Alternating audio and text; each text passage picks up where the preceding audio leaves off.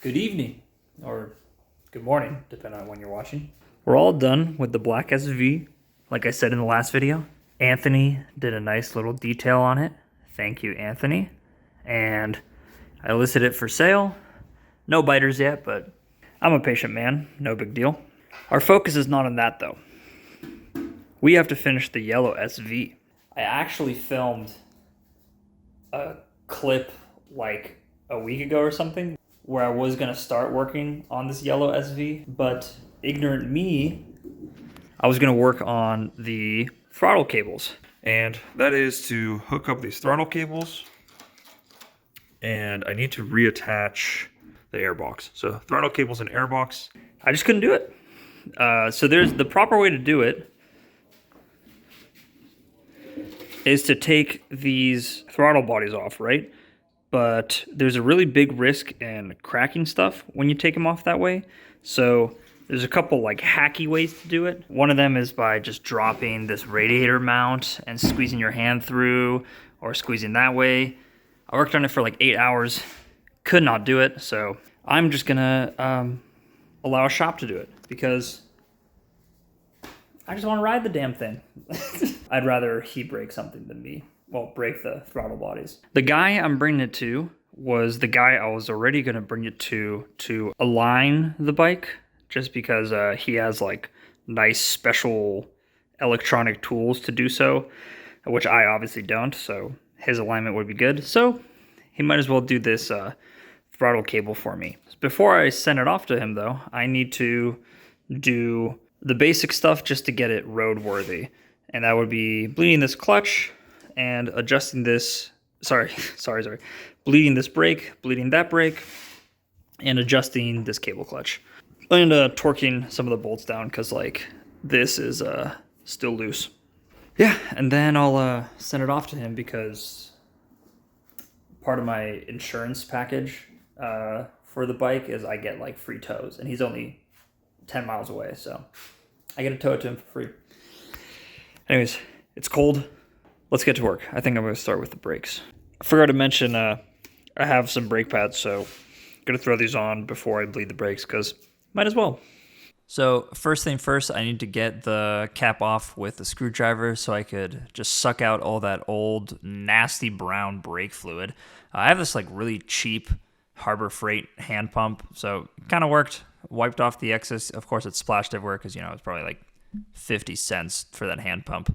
But yeah, got all that fluid out, and then I started to work on removing these brake pads. Here I am on a side. You definitely can't see what I'm doing because I always forget that I'm filming on one side, and I just, get to work because I forgot this camera. Anyways, working on taking these brake pads off, and I was being a little stupid with them at first, but then I realized I just needed to take this bracket off the back of the pad to get to them. Once I got them off, here are the pads that I compared side to side. Thank God I removed them because these pads were pretty dang worn. Yeah, good thing we got to them. Also, did you notice I took my jacket off or sweatshirt off?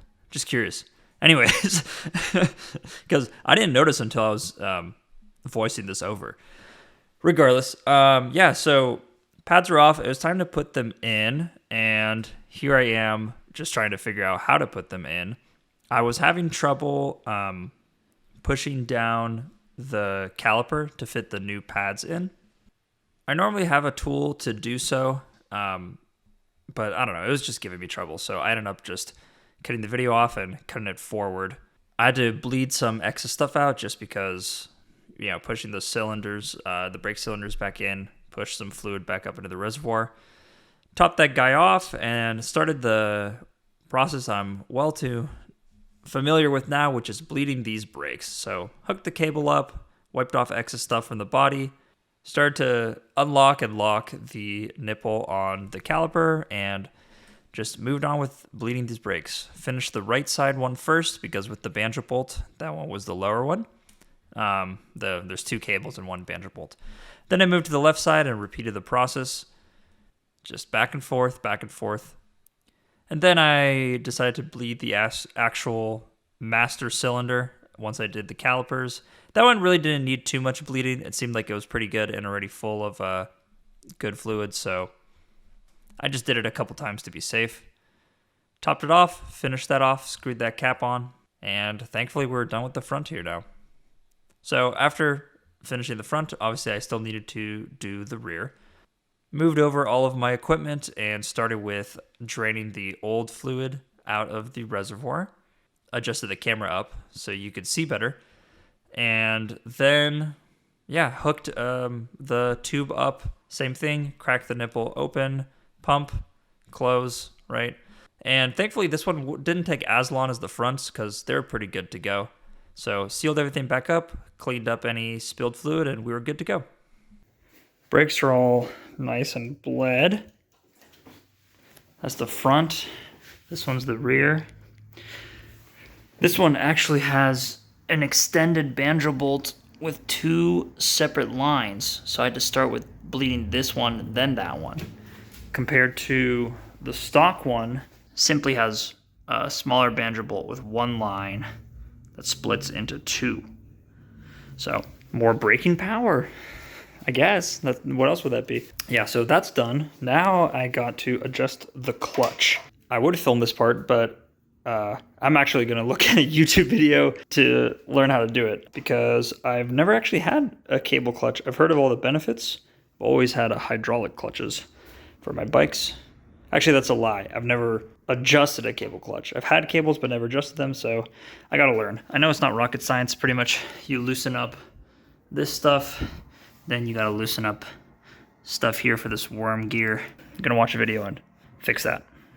Cool, so that was a super helpful video. I'll link it. You guys should check it out. But basically, you start with loosening this all the way, then loosening this lock nut and bringing this all the way, and then the worm gear, you loosen this lock nut and this little flathead screw right here.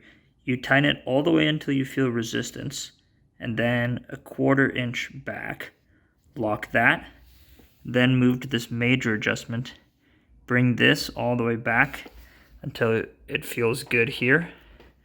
Then lock that up, and then finally some more adjustment here. And this is solid, nice and firm all the way through. So that's good. That's good. This bike feels crazy nice. So, excellent. Now I just gotta tighten up these bolts, and then tomorrow I call the the tow truck. The easiest tool to use is a credit card, huh? Yeah. So let's just torque these bolts down and adjust these a little hand controls better. Busted out the Amazon special torque wrench. Started with that top bolt, got that one all torqued, moved to the rear axle, and I got that bolt torqued, and just kind of semi-tightened up the stuff back there because I was going to get it readjusted by that shop anyways. Then I just kind of checked around, looked at all the other bolts, made sure everything was good, moved around some of the hand controls so they're not in the way, had to move that brake reservoir, and we were all good. Everything's torqued down. Off camera, I threw the seat and the side covers on and pulled the tank, and beautiful. Oh, I cannot wait. All that work was so worth it. Threw on this cover too because I needed to mount the speedo sensor on. All she needs is obviously the throttle cable's hooked up and the alignment done by that guy. So I'm gonna get it towed to him for free, theoretically, since it's part of my insurance plan. Yeah, and he'll take care of that till the morning. Oh my God, I can't wait to ride this bike. It's starting to get colder, so I really just want to get on it as soon as I can. I'm gonna ride it in the cold regardless, because, you know, it's California. Cold here is 50 degrees, 40 in the mornings. Okay, cool. See you in the morning.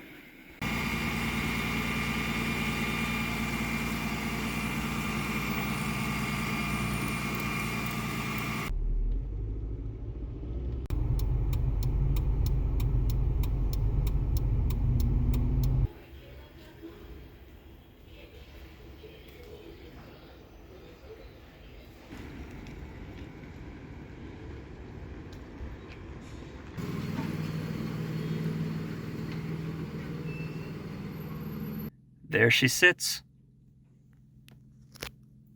David's gonna take good care of her. The place I go to is Moto Works. I really, really recommend it. David he's a one-man operation. It takes a sec sometimes because so many people go to him, but it's really worth it. He really knows what he's doing. We'll check back in when the bike is done. Hopefully not too late, but I'm sure like a week or so.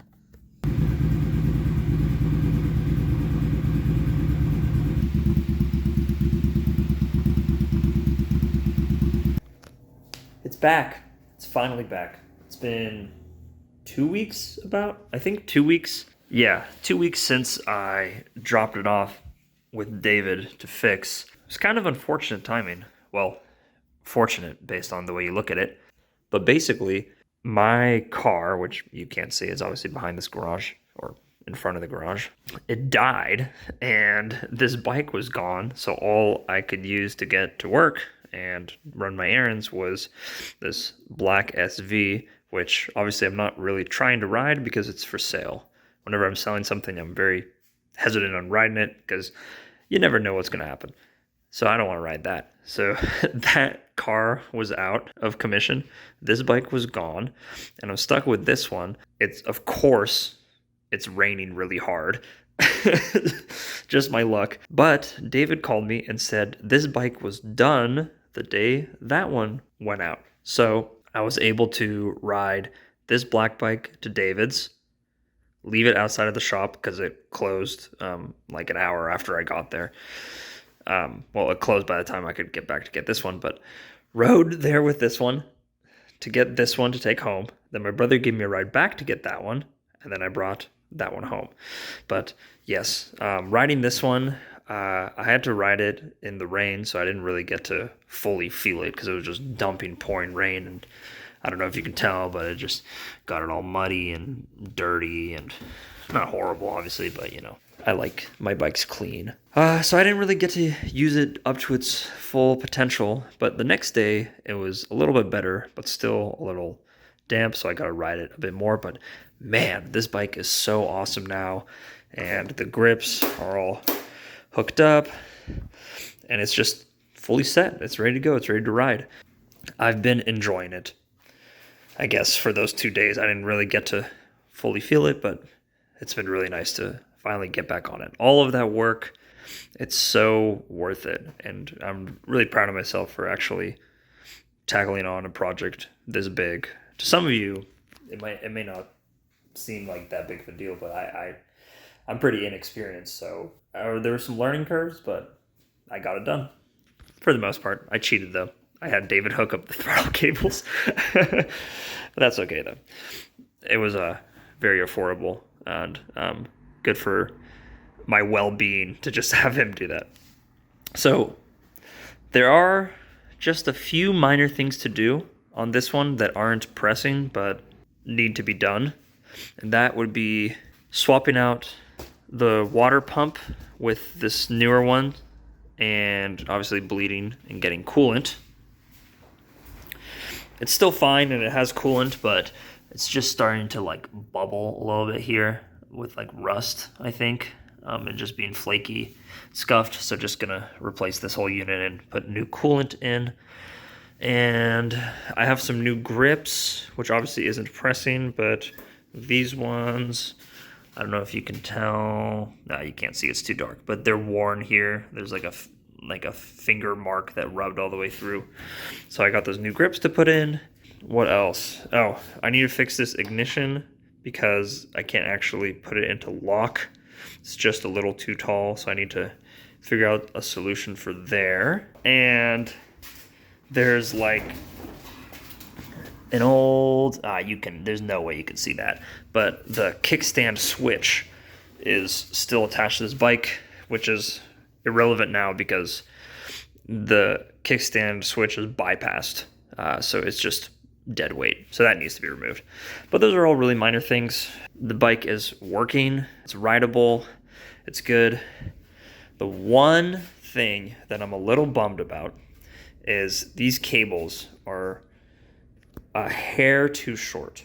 So if you turn it all the way to the right, this gets a little sticky. See that? And it's fine, like when it's running and you turn it all the way to the right. Maybe from idling, it'll just pick up like, I don't know, like 500 RPM. And that's only in max lock to the right. So that sucks, but how often are you max turned to the right while actually riding? It's just a little inconvenient when you're like, you know, low speed trying to back out of a space or maneuver. So that needs to be addressed at one point. But thankfully it's not like, I've seen some bikes that they have really short cables, and so when you like put them to the right, like RPMs jump to like 6,000 or something.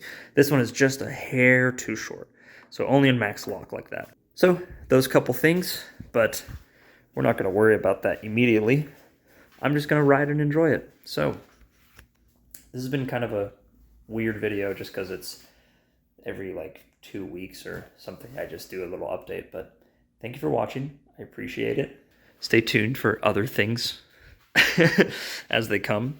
I'm sure I'll eventually get to the water pump and all that. Anyways, take care.